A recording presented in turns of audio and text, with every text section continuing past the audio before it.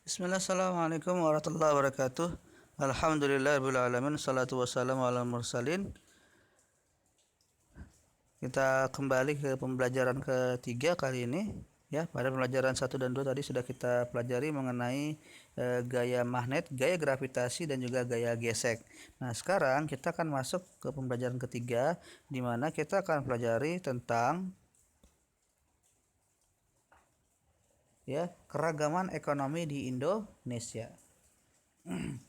Sebagaimana teman-teman ketahui bahwa Indonesia itu memiliki bentang alam yang berbeda-beda. Ada dataran rendah, ada dataran tinggi, bukit, gunung, dan pegunungan, ya, dan juga ada wilayah pantai. Nah, bentang alam ini ya memiliki pengaruh bagi Indonesia, baik secara sosial, ekonomi maupun budaya, ya. Dan di antara kegiatan itu adalah kegiatan ekonomi ya yang akan kita bahas pada hari ini. Nah, kegiatan ekonomi adalah kegiatan manusia untuk memenuhi kebutuhan hidupnya.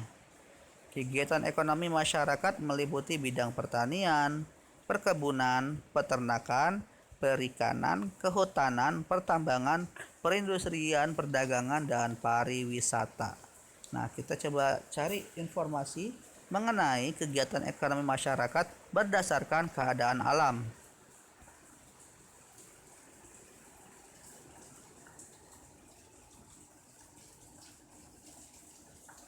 Mungkin di sini bisa ditambahkan ya, kegiatan ekonomi sekitar pantai. Ya, mungkin bisa teman-teman juga kalau pernah main ke pantai, pernah berwisata di daerah pantai ya sebelum pandemi ini atau pada saat pandemi, bisa dilihat bahwa di pantai itu terjadi kegiatan ekonomi berupa perdagangan di mana ada yang menjual cenderamata ya seperti baju ya, kalung atau hal-hal yang lainnya, kemudian makanan ya, minuman. Ini tentu teman-teman memperhatikan pasti banyak ya yang seperti ini. Kemudian di pantai juga merupakan tempat pariwisata sehingga teman-teman juga kan berwisata ke pantai.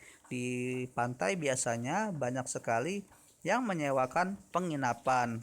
Ada juga yang menjadi pemandu wisata ya, atau banyak ada juga yang menyewakan alat-alat rekreasi. Misalnya kalau di daerah kepulauan itu Pulau Seribu ada yang menyewakan sepeda, ada yang menyewakan banana boat ya, atau alat permainan yang lainnya seperti flying fox ya, ataupun yang eh, tembak-tembak itu ya, ada seperti itu ya di daerah pulau-pulau Seribu.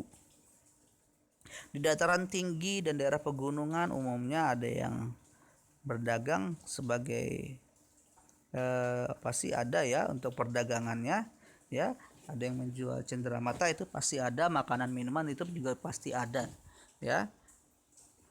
Kemudian juga pariwisatanya juga pasti ada teman-teman untuk daerah tinggi dan pegunungan. Kenapa? Karena daerah ini daerah yang sejuk ya, pastinya ada orang yang menyewakan penginapan ya seperti di puncak modelnya ya. Bisa teman-teman bisa membayangkan puncak. Kemudian kegiatan ekonomi di dataran rendah adalah daerah kita sendiri ya. Biasanya ada industri ya, perkantoran, kemudian juga tentu ada tempat rekreasi, ada pariwisatanya ada ya. Kemudian perdagangannya juga pasti ada, dan itu semuanya rata-rata di setiap daerah bentang alam ya memiliki kegiatan ekonomi yang hampir mirip ya. Perdagangannya ada, pariwisatanya ada, hanya mungkin pada dataran rendah memiliki kekhususan berupa industri ya. Hampir rata-rata industri itu berada di daerah dataran rendah.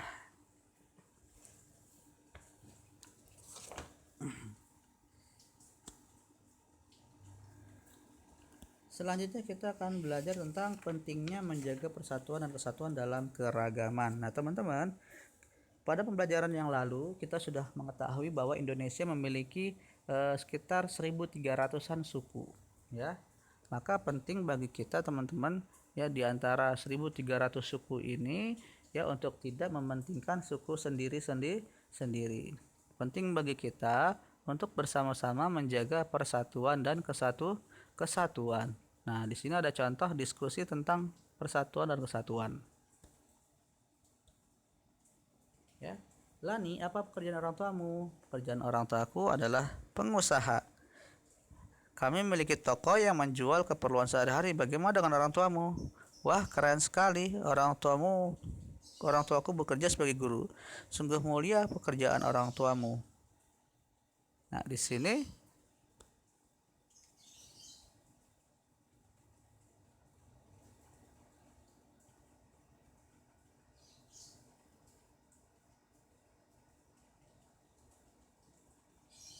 ya, percakapan tadi itu menunjukkan perbedaan yang terjadi di antara eh, orang tua teman-teman ya. Ada yang bekerja sebagai pedagang, ada yang bekerja sebagai guru, ada yang sebagai buruh, ada macam-macam ya pekerjaan itu, tetapi kita tetap diutamakan untuk senantiasa menjaga persatuan dan kesatuan.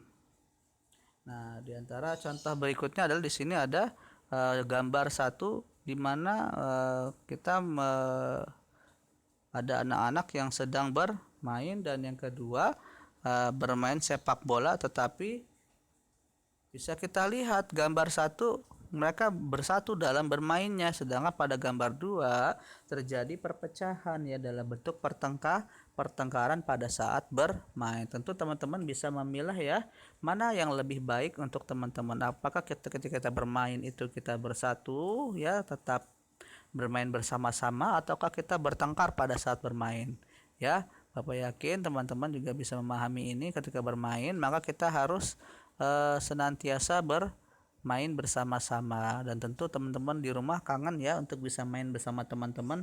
Kenapa? Karena sudah lama sekali, sudah hampir setahun nih teman-teman tidak bisa bermain, terutama teman-teman yang ada di sekolah ya. Jangan lupa ya, kalau nanti kita sudah bisa bermain bersama-sama, jangan bertengkar bermainnya ya, tetap bermain bersama-sama ya. Kita jaga persatuan dan kesatuan. Nah, demikian pembelajaran ketiga. Kita akan lanjutkan dengan pembelajaran keempat. Terima kasih. Assalamualaikum warahmatullahi wabarakatuh.